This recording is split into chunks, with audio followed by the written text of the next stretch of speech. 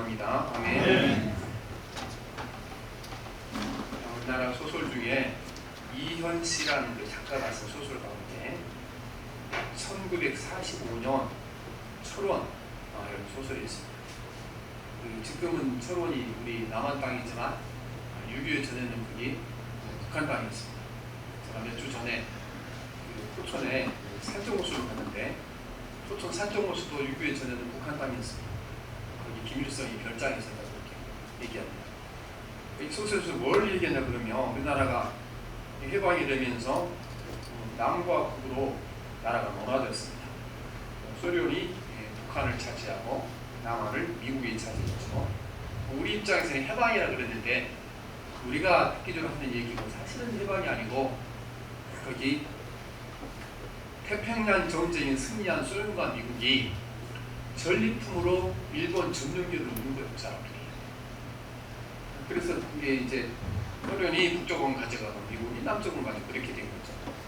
여기 보면 소련이 이 북한을 접수하면서 일어났던 일에 대하여 기록하고 있는데 가장 중요한 일을 보게 되면共産당이 와서 지배하게 되면서 부자들의 재산을 다 접수했습니다. 집이고 논이고 다 접수해서 이거를 가난한 사람이 몰아줬거든요. 그러니까 부자들은 거기 분노에 입사했죠. 평생 자기 일본은 농가 밭을 다 빼앗겼으니까 순식간에 거지가 된 거잖아요. 그리고 가난한 사람은 이렇게 이제 이렇게 기뻐하고 숨을 친 겁니다. 이때 당시 소작들이 남의 땅을 빌려서 농사진 사람들이 소작료를 냈는데 그 80%를 밭주인에게 주고 쌀을 10가마 수확하면 8가마를 밭주인에게 주고 2가마를 자기가 소유했으니까 거의 일당도 안 나오는 그 일을 했죠. 제가 어렸을 때도 저희 아버님도 가난해서 소작을 했는데 그때 50대 50이었어요. 10가마는 50, 5가마는 내가 가지고 5가마는 주인에게 돌려줬다는 겁니다. 그 사람들 얼마나 땅 주인에 대하여 한을 품고 있었어요. 그러니까 갑자기 이렇게 땅이 생기면 너무너무 좋아 기뻐했죠. 하지만 그 기쁨은 어디서 온 겁니까? 빼앗긴 자들의 분노가 분노에서 온 거죠. 결국은 그 기쁨은 나중에 그 분노의 열매를 맺죠. 왜냐하면 나중에 북한이 소련도 마찬가지고 엄청 가난해졌다는 공산국가들이 먹고 살고 그동안 가난해졌잖아요. 자식들이 굶어 죽는 것을 봐야 되고 했죠. 그래서 그때 기뻐했는데 결국은요 그 기쁨으로 끝나지 못했죠. 왜냐하면요 사람이 분노의 동기가 돼서 일어나는 일이 아름다운 일을 가져오지 못하게 되는 것입니다. 분노에서 일어나는 일이. 그래서 오늘 또 우리가 살아가다 보면요 요새 우리 사회가 나눠져서 이제 하나는 공산당이 이렇게 이제 플레이로 있어서 사람을 공격하는데 보면요 그 공산당을 막 소리친 사람에 보면 공산당이 했던 그 반복으로 하는 거 이 사람들이. 공산당이 무슨 뭘 했어요? 사람들 마음 가운데 분노를 심어서 그 분노를 통한 세상을 뒤엎으려고 했거든요. 자꾸 분노가 쌓이는 건데 그래서 오늘 또 우리가요 사람의 마음속에 분노를 심어서 뭔가 일어나는 거 공산당 방식이에요. 그게 바로 공산당 방식인 거예요. 다른 게 공산당 방식이 아니고. 그러면은 자본주의는 뭔가? 자본주의는요 인간의 욕망이 모든 걸 움직입니다. 사람의 욕망, 탐욕이 모든 걸 움직여요. 그래서 요즘 우리가 사실은 이런 단어를 언론에 써서 안 되는 단어예요. 영끌이라고 했잖아요. 집을 살려고 영혼을 팔아서 집을 샀다는 얘기 아니겠어요? 한 사람이 행복하게 살려고 집을 사는 건데 그 집사람한테 자기 영혼을 팔아버려 그러면 인간은 껍데기만 남는 거잖아요. 말이 안 되는 거잖아요, 그게. 그래서 우리가 그런 걸 써서는 안 되는 거예요. 근데 자본주의사는 어쩔 수 없습니다. 자본주의로 움직이는 것은 인간의 욕망입니다. 인간의 욕망. 그걸 어떻게 조절하냐가 이제 문제가 되겠죠. 그래서 우리가 이제 이 세상은 사실은 두 가지. 근데 이제 지금은 공산주의 사상은 사라졌습니다. 왜냐하면 철저하게 실패하면 다 눈을 뚝뚝이 봤잖아요. 공산당 힘에서 망한다. 근데 왜 지금 중국이나 북한에 공산당 남아있습니까? 그 중국의 시진핑이나 북한의 김정은이 공산주의 사상이 옳아졌다는 것 아니에요. 왜 그 사람들이 공산주의를 붙잡고 있느냐 합니까? 그거 놓치면요 지금까지 누려왔던 기득권을 잃게 됩니다. 기득권. 중국의 공산당들이 그거 공산주의 세상에 이거 잘못된 거다 말하고 나면요, 공산주의 때문에 누렸던 모든 기득권자들이 다 포기해야 돼요. 김정희도 마찬가지입니다. 그 몇 살 배주하는 김정희한테 막 70살, 80살은 장군들이 가서 절절히 기잖아요. 그분들이 왜 긴지합니까? 김정일이 무너지면 잡혀 죽는 거예요. 그래서 무너진 겁니다. 그래서 이 시대는 그러면 우리가 공산주의로 두려워할 게 아니에요. 이미 무너진 거예요. 그거는 아무도 그게 지금 믿지 않아요. 자기들도 안 믿어요. 그 나쁜 죄를 알고 있는데 기득권을 붙잡게 붙잡는 것이죠. 그래서 우리가 이 분노에 살아서는 안 되는 것이고 또 인간의 욕망에 사로잡혀서도 안 된다는 겁니다. 우리가 보면 겉으로 보면 가장 가까운 것이 기독교 공산주의에 가장 가까운 것 같아요. 겉으로 보면 가장 가깝지만요, 가장 먼 것이 기독과 공산주의입니다. 왜냐하면 공산주의는 모든 사람을 움직이는 동기가 분노에서 나오는 거죠. 근데 우리가 기독교에서 모든 동기는요, 그게 사람을 움직이는 동기는 사랑이고 기쁨이 동기가 되는 것입니다. 공산주의는 자기 나라를 세우기 위해서 자기 이념을 이루기 위해서 사람을 죽이는 것을 목적이 있잖아요. 소련에서 얼마나 많은 사람을 죽였어요. 또 북한에서 얼마나 많은 사람을 죽였어요. 그러나 여러분, 기독교는 공산주의가 달라요. 예수님은 자기가 죽음으로 세상을 아름답게 하셨잖아요. 예수 믿는 사람들은 자기가 죽음으로 세상을 변화시킨 사람이지 남을 때려잡아서 세상을 변화시키는 게 아니다, 그 말씀이었습니다. 오늘 우리가 그래서 예수 믿는 사람들이 너무 이렇게 지금 보면 살아와요. 그래서 보면 어떻게 하니까 내가 기도하고 내가 이렇게 희생해서 아름다운 나라를, 아름다운 세상을 만들어야겠다, 이렇게 생각하는 기독교인이 별로 없다는 거. 어떻게 생각합니까? 나와 반대되는 사람들, 내가 싫어하는 사람들을, 이러한 사람들이 제거하거나 이 사람들을 밟아서 일어서려 그러니까 그게 문제가 되거든요. 그래서 오늘 우리가 성경에서 말하는 삶의 방법으로 살아가야 되는데요, 우리의 삶의 동기가 철저하게 기쁨이 돼야 됩니다. 우리를 움직이는 동기가 기쁨이 돼야 진정한 그리스도인으로 삶을 살아가게 될 줄 믿습니다.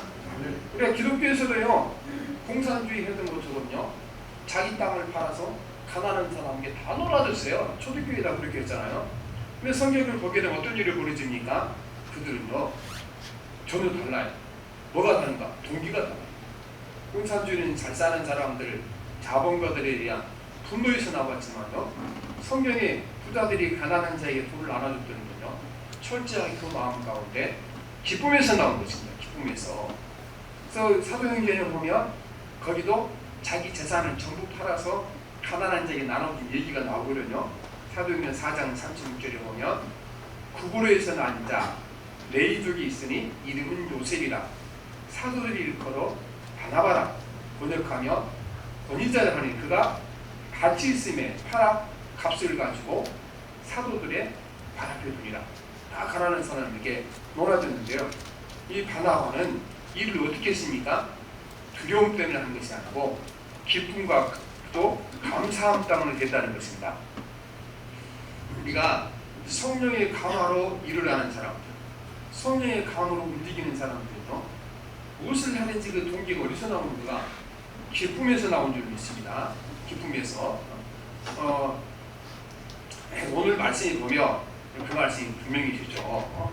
오늘 말씀이 보면 그 어떤 사람이 밭을 가다가 전기가 탁 걸려서 보니 거기 보물상자가 있는 거예요. 그래서 이 보물상자를 다시 묻어두고 자기 집에 가서 자기가 모아놓은 재산 전부를 판 거예요. 전부 팔아서 그것으로 자기가 쟁취질 하다가 보물이 발견됐던 그 밭을 사게 되는 것입니다. 근데 여기 보면 그 동기가 뭔가, 어떤 동기로 갖고 일을 했냐 그러면요, 44절 함께 봅시다. 시작. 천국은 마치 밭에 갇힌 고와 같으니 사람 일을 발견하고 숨겨두고 기뻐하며 돌아가서 자기 것을 다 팔아 그것을 살리니라 하고 있습니다. 그 사람이 자기 재산 다 파는 동기가 어디서 나왔습니까? 기쁨에서 나온 거예요. 기쁨에서. 그래서 우리나라도 지금 역사적으로 전쟁이 많은 나라 있잖아요. 그런데 이스라엘은요, 우리나라보다 전쟁이 더 많은 나라지. 거의 매년 전쟁이 일어나죠. 왜냐하면 이스라엘의 지역을 보면 남쪽에는 이집트가 있죠. 북쪽에는 우리가 말하는 그 성경에 자주 나오는 아수르, 바벨론 같은 페르시아 같은 대제국이 있습니다. 지금 우리 그 성경에 자주 나오는 아수르, 바벨론, 페르시아 이쪽이 지금 어디냐 그러면요, 이란, 이라크 이 주변 지금 성경에 나오는 페르시아고 아수르고 또 바벨론입니다. 그쪽 지역이. 그러니까 옛날에 그 이라크에서 거기 후세인이 바벨론의 영광을 다시 찾자 이렇게 얘기한 거잖아요. 그래서 두 강대국 사이에 남쪽 강대국과 북쪽 강대국 사이에요 항상 치열한 전쟁이 일어났거든요. 이집트가 북쪽의 강대국으로 갈 때도 반드시 거쳐갈 곳이 있어요. 가나안 땅을 안 거쳐가면 북쪽에 못 이르는 겁니다. 북쪽 이 아수르와 바벨론 사람들이 최 강국 이집트를 치려면 어떻게 해야 되겠어요? 반드시 건너가야 돼요. 길이 거기밖에 없어요.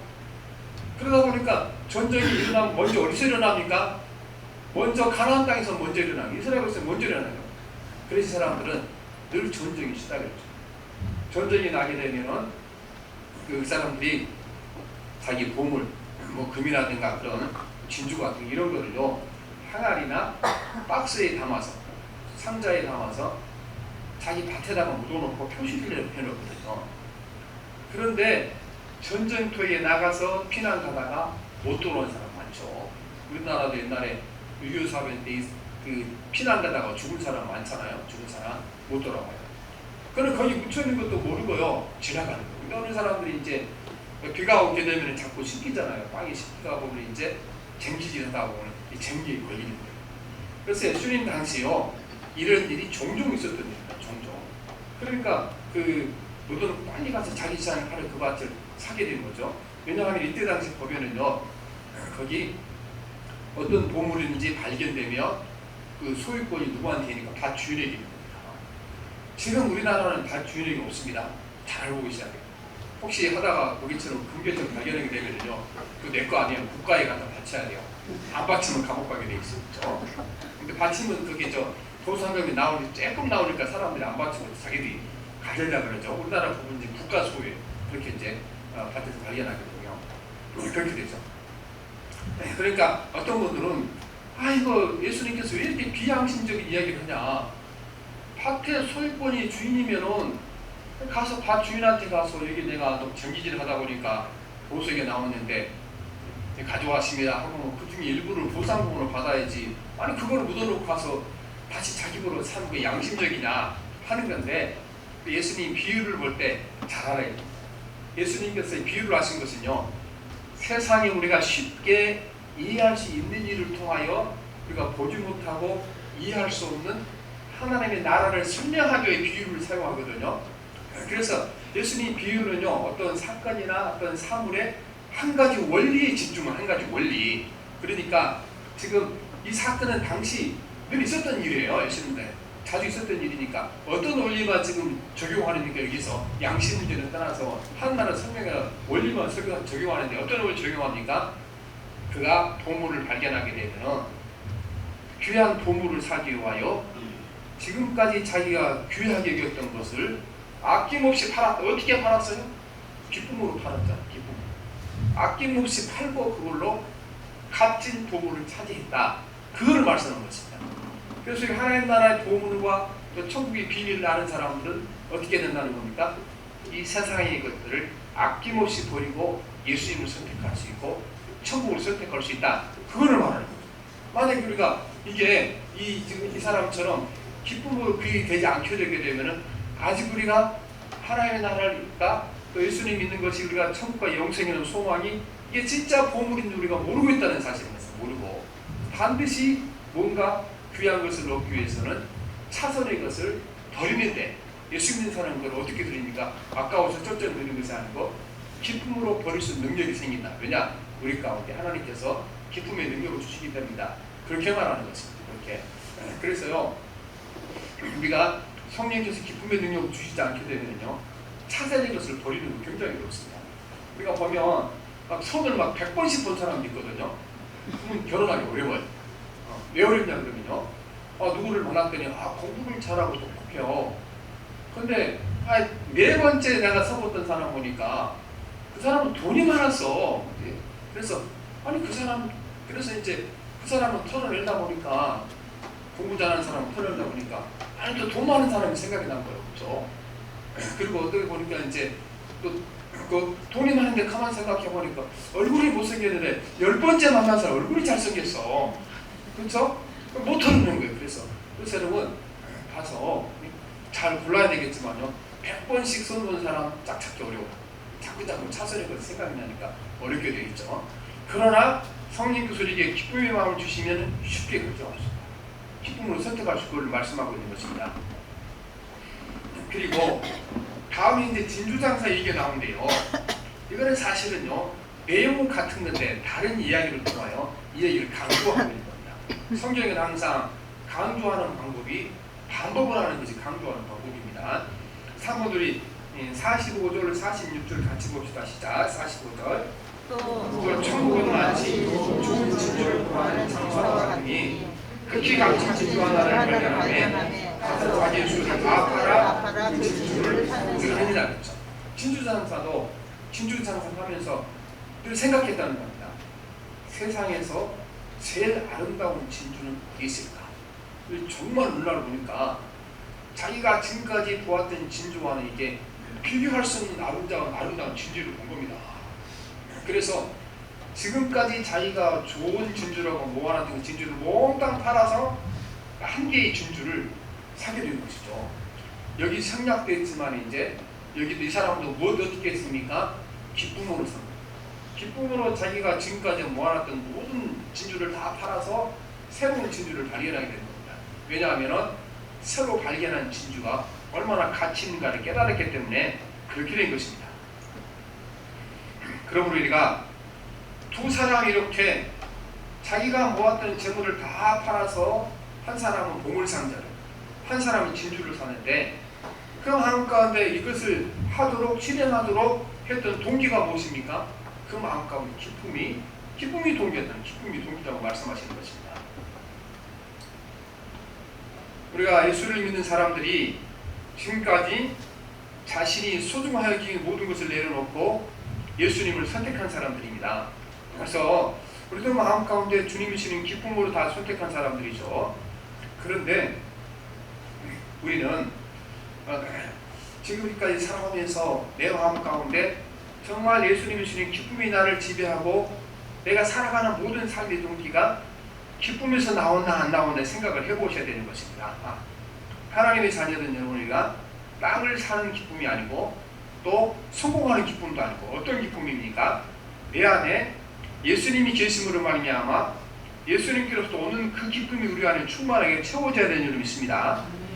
그래서 우리가 예수를 믿으면서도 늘 불안하고 또 불행하고 두렵고 죄책감이 시달린다 그러면 우리는 복음의 핵심을 잃어버리고 살아가는 것입니다. 잃어버리고 우리는 항상 그래서 우리가 사실은 이 복음이라는 말을 바꿔서 말해야 돼요. 복음을 옛날에 한자를 적으면서 복음을 만들었는데 요새 아이들을 복음이라고 하면 무슨 말인지 몰라요. 볶음밥을 착각해요. 그렇죠? 복음은 우리 가운데 이건 기쁨이다 이렇게 생각해야 되는데 기쁨이라고 하면 선뜻 안 떠오르잖아요. 원래 복음이라는 뜻이 한자로 기쁨이라는 기뻐하다는 소식이니까 했잖아요. 그래서 복음은 곧 기쁨이기 때문에 기쁨이 모든 것을 지배하고 다스리는 것이 중요합니다. 예수님께서요 주님을 따르는 사람들에게 약속한 것이 있습니다. 뭘 약속하셨습니까? 너희 마음 가운데 기쁨이 충만할 것을 약속하신 것입니다. 예수님께서 우리에게 부자가 된다고 약속하지 않았고 세상에 성공한다고 약속하지 않았고 기쁨이 충만한다고 약속하셨습니다. 특별히 요한복음에 보면요 굉장히 기쁨을 강조합니다. 그래서 요한복음 15장 11절에 보면요 내가 이것을 너희에게 이름은 내 기쁨이 너희 안에 있어 너희 기쁨을 충만하게 하려 함이라 말씀하셨죠. 예수님께서 기뻐하는 기쁨이 말씀을 듣는 사람 안에 들어가서 너희 기쁨이 어떻게 해요? 충만하게 말씀하시는 것입니다. 조금 준 것도 아니고 충만하게 넘치게 준다고 말씀하는 것입니다. 16장 24절에 보면요 지금까지는 너희가 내 이름으로 아무것도 구하지 아니하였으나 구하라 그리하면 받으리니 너희 기쁨이 충만하리라. 기쁨이 충만한 것이 목적인 것입니다. 우리가요 병든 사람이 질병을 고쳐달라고 기도했는데 질병이 안 고쳐진 사람도 많습니다. 그런데 내 질병을 고쳐달라고 계속 기도하고 병이 안 나와도 반드시 이 약속은 이루어집니다. 끝까지 내 질병을 고쳐달라고 기도했던 사람들은요, 성령이 함께 하셔서 병이 안 나와도 그 마음 가운데 기쁨은 충만할 줄 믿습니다. 가난한 사람이 가난하게 벗어나길 평생 기도했는데요, 죽을 때까지 못 벗어난 사람이 있습니다. 가난해서. 그러나 한 가지 약속은 지켜져요. 무슨 약속이 지켜집니까? 가난한 중에도 그 마음에 충만한 기쁨이 임할 줄 믿습니다. 그게 바로 이게 약속인 것입니다. 그래서 내가 뭔가 세상에 구하고 나서 내가 원했던 것이 이루어지지 않았지만요, 정말 간절히 기도한 사람들은 뭘 얻게 됩니까? 기쁨을 얻게 될 줄 믿습니다. 기쁨을. 그 다음에 16장 20절, 요한복음 16장 20절에 보면요, 내가 진실로 너희에게 이르노니 너희는 곡하고 애통하겠으나 세상은 기뻐하리라. 너희는 근심하겠으나 너희 근심이 도리어 기쁨이 되리라. 그렇게 말씀하시는 거죠. 세상에 살아가면서 예수를 믿었는데 세상에 좋은 일이 별로 없어. 항상 괴로운 일을 고통스러운 일이 있고, 그렇죠? 핍박을 많이 받게 되고. 그런데 때가 되며 큰 기쁨이 너희 삶 가운데 임하리라 주님께서 약속하고 계시는 것입니다. 그래서 우리가 처음 예수를 믿기로 작정할 때 이미 동기가 기쁨이었습니다. 이 기쁨은 세상이 주는 기쁨과 다른 기쁨이 될 줄을 믿습니다. 다른 기쁨. 그래서 우리가 이제 정말 내 마음 가운데 주님이 약속하셨던 기쁨이 있나 없나를 우리가 내 자신을 살펴보고 이 기쁨을 찾아 나서줄 줄 믿습니다. 기쁨을. 요한계시록을 보면 그 에베소 교회 편지를 하면서 어떻게 했습니까? 첫사랑을 잃어버렸으니까 첫사랑을 찾으라 그렇게 하죠. 너희를 책망할 것이 있나니 너희 처음 사랑을 버립니다. 그러므로 어디서 떨어졌는지를 생각하고 회개하여 처음 형의를 가지라. 만일 그리하지 아니하고 회개하지 않으면 내가 내게서 내 춘돌을 그 자리로 옮기리라 말씀하셨습니다. 오늘 우리는요, 잃어버린 기쁨을 되찾아야 줄 믿습니다.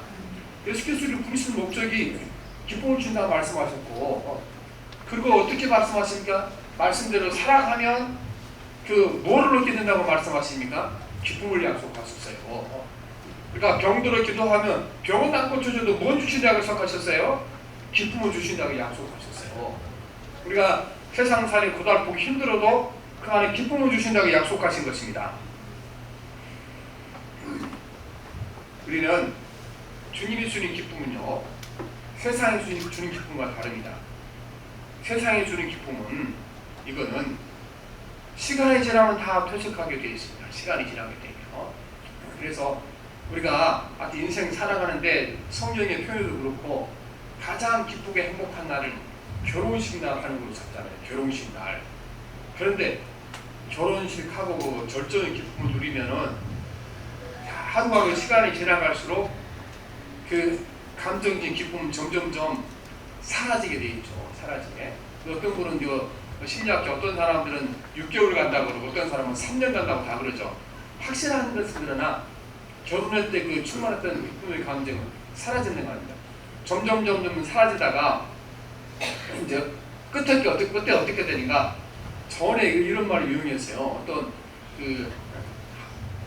이제 대담에서 할머니하고 할아버지를 만나서 그렇게 물어봤어요. 할머니, 저 할아버지가 누구세요? 물어봤더니 내 원수. 겠죠? 세월이 지나가다 그렇게 그렇게 사랑했던 사람이 그 나이 먹고 다 보다 보니까 이제 왼수가 되는 거죠. 거기까지.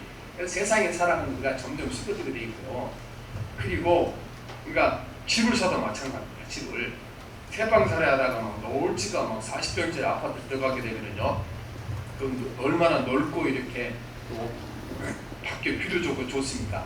근데 사람들이 연구해 보니까요, 그 기쁨이 6개월 후 지나면은 옛날 새빵 살 때하고 이게 같아진다는 거예요. 왜냐하면 그 익숙해지면 이제 그 삶도 익숙해진다. 그렇게 이렇게 얘기하고 있는 것입니다. 그래서 이제 교회에서 많이 생활하니까 이제 우리 교인들 가운데 걱정하는 분이 계세요. 아니 왜 교회에서 이렇게 생활하냐? 그런데 이제 우리 집에 가면 잘 데가 없어.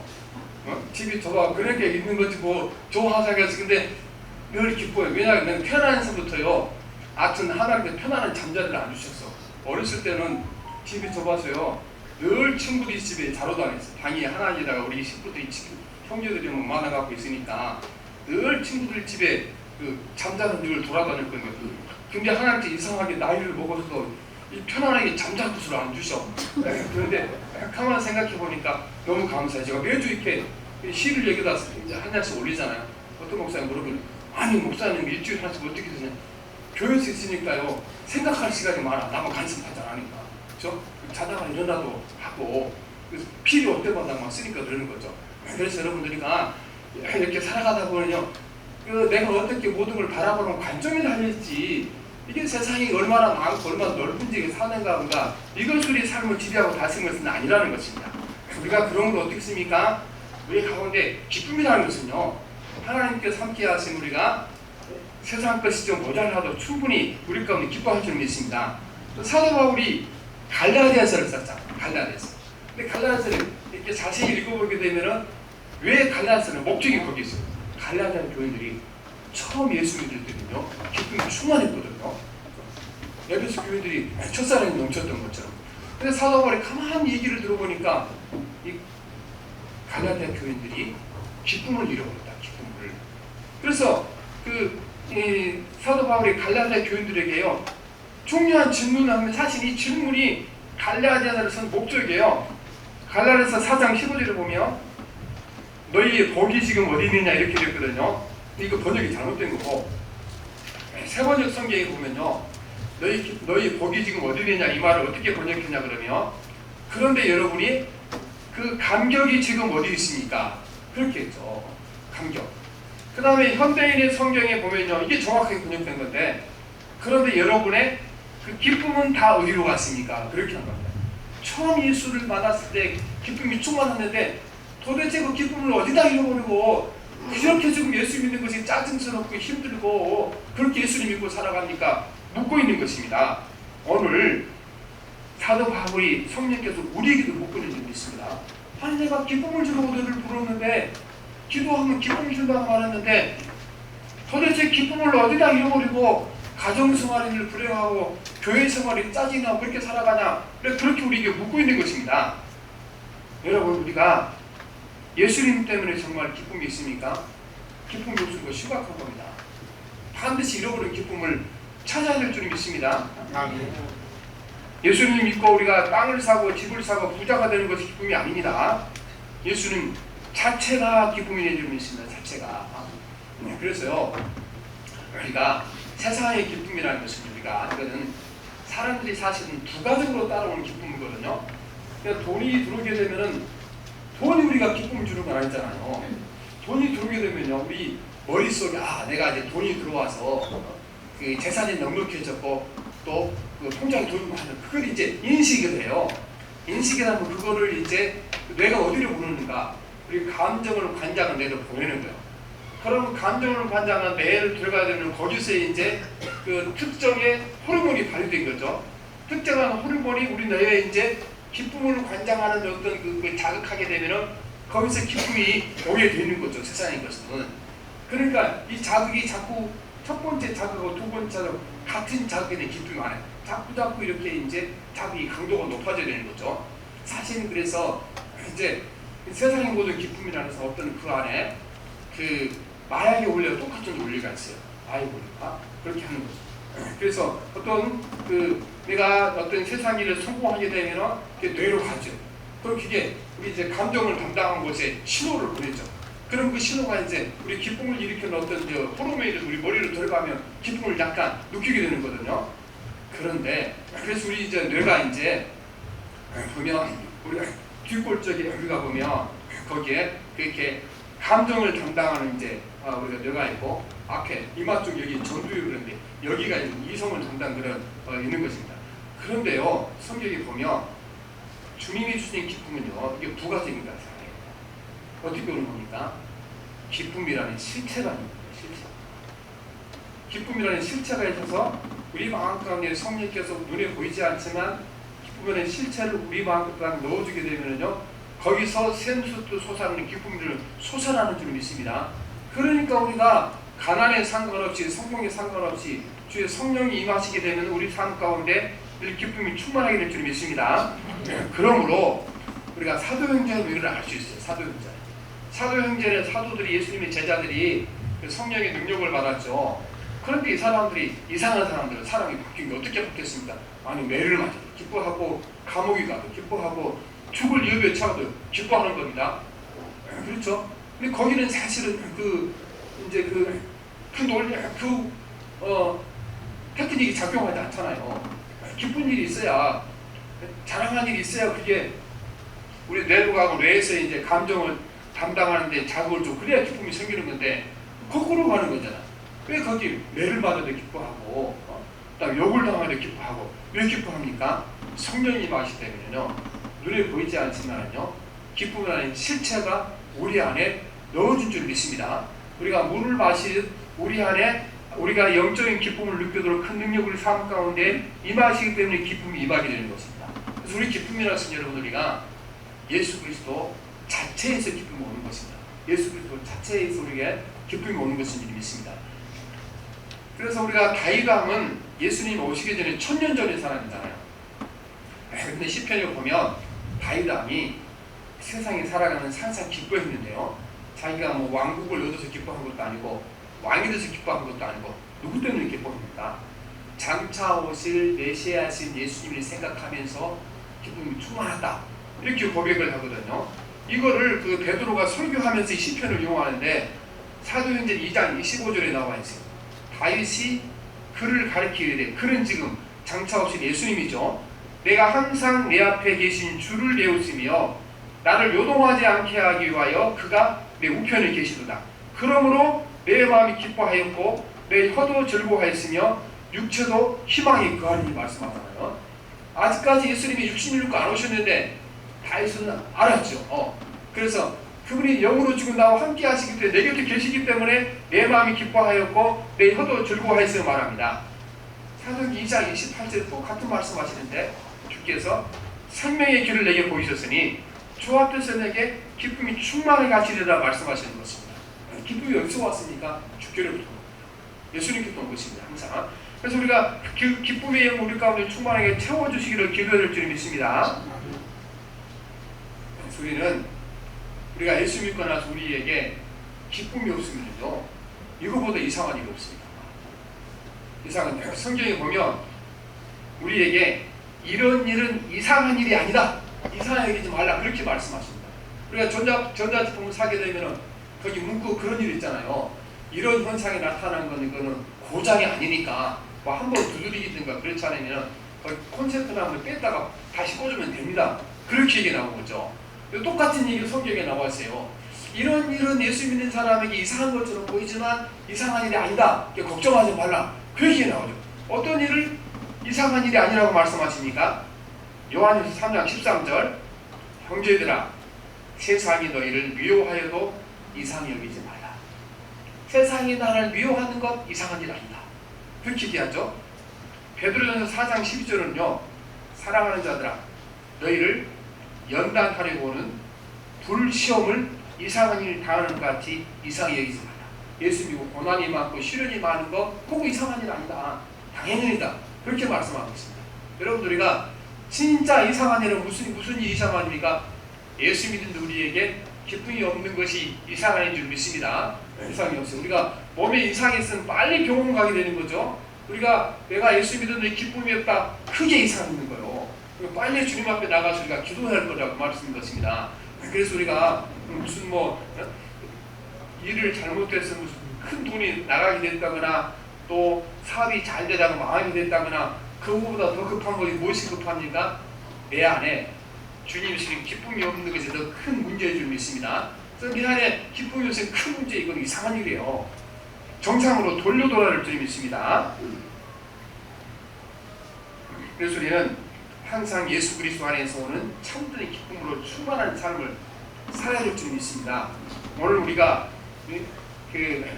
교회에 다니면서 뭘 가장 먼저 얻어야 됩니까? 내 마음에 기쁨이 충만하게 기도해야 될 줄 믿습니다. 기쁨이 여러분 충만해서 우리가 주님 앞에 봉사도 헌신도 해야 그게 내게 복이 되고 행복이 되는 것이지, 그것 없이 예수는 안 되는 거잖아요. 기쁨으로 충만할 줄 믿습니다. 그러면 우리가 그러면 예수 믿는 사람들에게 우울한 감정이나 절망감이나 좌절이나 기분이 축 처진 상태 이것이 없는 건가? 없는 건 아닙니다. 예수님 아무리 여러분 잘 믿어도 우울한 마음 들 때 있고 또 감정이 처질 때도 없는 것입니다. 근데 뭐가 중요한가? 주께서 우리에게 기쁨의 영을 내려주시게 되면요, 그 기쁨의 영으로 우울한 마음도 이겨내는 거고, 절망된 마음도 이겨내는 거고, 축 처진 마음도 이겨내는 것이지. 왜냐하면 그 인간의 본성이니까 이겨내서 우리에게 기쁨을 주신 줄 믿습니다. 그래서 한 가지 모든 사람이 착각하고 살아가. 뭘 착각합니까? 아, 내 안에 이 우울한 마음이 없어지면 행복해지겠구나. 내가 이렇게 마음이 축 처지고 이렇게 기분이 늘 가라앉아 있는데 이걸 이렇게 업시켜놓으면 내가 행복해지겠구나. 그렇게 생각하는 사람이 있으면 그럴 일 없습니다. 우리 한국은 어디서 오는가? 주님께서 약속한 충만하게 넘치는 기쁨이 임하게 되면요, 그 기쁨의 능력으로 우리가 우울한 마음을 이겨나가는 거예요. 성령께서 큰 기쁨의 마음을 넣어주시게 되면은 그 기쁨의 능력으로 축 처진 마음을 이겨내는 줄 믿습니다. 좌절되는 마음, 절망되는 마음을 이겨나가는 것이에요. 그러니까 지금 우리가 이 절망스러운 마음과 좌절되는 마음, 축 처지는 어디서 오니까 되게 우리가 사람에게 오는 거죠. 사람들에게 괴롭힘을 당할 때, 사람들이 내가 원하는 대로 안 될 때, 두 번째로 환경에서 오는 거잖아요. 환경이 내가 원하는 대로 바뀌지 않아도 오는 거잖아요. 그러니까 우리가 어떻게 생각합니까? 내가 기뻐하려면 누가 되어야 돼요? 나를 힘들게 하는 사람이 되어야 되고, 그래야 기쁨이 오는 거죠. 근데 그럴 일은 없어요. 아니, 나도 내가 마음대로 안 되었다는데 나 행복하라고 남이 나를 왜 변화돼줘요? 가능하겠어요, 여러분? 나도 내가 안 되는 거잖아요. 내가 이렇게 하면 행복할지 못 바꾸는 건데 다른 사람이 보고 저 사람이 행복해지도록 내가 바뀌어야 되겠다. 그런 마음 먹고 사는 사람이 있겠어요? 천사한테 그러면 천사가 아니잖아요. 불가능한 겁니다. 환경도 마찬가지고. 환경이 내 마음대로 바뀌어져요? 안 되는 거지. 그래서 안 된다는 거예요. 그래서 우리가 기쁨을 느껴서는 어떻게 해야 되니까? 하나님 우리에게 기쁨의 선물을 우리 마음대로 주셔서 우리 가운데 기쁨이 충만할 때 어떻게 돼요? 우리가 애를 불행하게 하는 사람들을 이제 사랑으로 감싸고 이겨내는 능력이 그 기쁨에서 나온 줄 믿습니다. 그래서 우리가 환경이 변화되면 내가 기뻐할까 생각하는데, 기쁨의 영이 임하서 내 마음에 기쁨이 있을 때 그 기쁨의 능력으로 환경을 변화시키는 힘이 거기서 나오는 거지. 환경을 변화시키는 기쁨이 오는 것이 결코 아니라는 것입니다. 그래서 오늘부터 저나 우리 여러분이나 신앙생활 할 때 아무튼 주님이 약속하셨던 기쁨이 충만히 약속하셨던 그 기쁨을 저희 마음 가운데 쏙 넣어주시기를 원합니다. 그리고 그렇게 기도하시길 바랍니다. 그게 주님의 약속인 줄 믿습니다.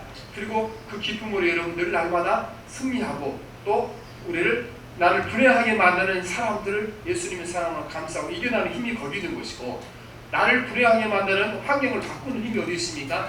주님 우리 마음까지 넣어주는 기쁨인 줄 믿습니다. 항상 우리가 기도해서 주님이 약속하신 기쁨의 영을 내 마음 가운데 충만하게 넣어주도록 항상 기도하는 저와 여러분 되어야 될 줄 믿습니다. 함께 기도합니다.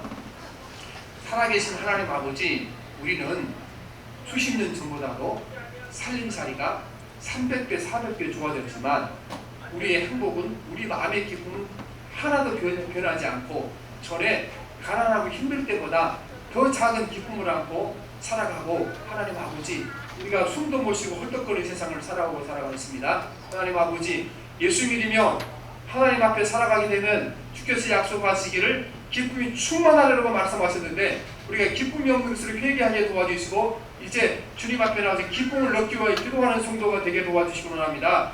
주께서 주의 제자들의 기쁨을 충만하게 채워주신 것처럼 우리 삶에 주의 주신 기쁨으로 충만하게 채워주옵소서. 이 시간 주의 주신 기쁨으로 충만하게 채워주사 하나님 아버지, 우리의 우울한 마음을 기쁨으로 이겨내게 도와주시고 가난한 마음 하나님 아버지 기쁨으로 충만하게 하셔서 부유한 자가 되게 하옵소서. 예수님 이름으로 기도합니다. 아멘.